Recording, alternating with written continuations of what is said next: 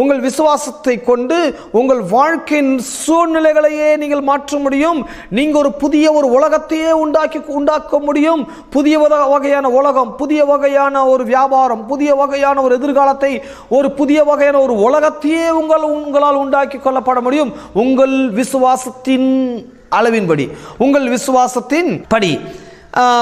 நீங்கள் இன்றைக்கு இருக்க வேண்டிய நிலையிலிருந்து வேறொரு நிலைக்கு நீங்கள் மாற முடியும். இருக்கிற நிலை பிடிக்கல அப்படின்னு சொன்னால் நீங்கள் வேறொரு நிலைக்கு மாற்றி அமைக்கப்பட முடியும்.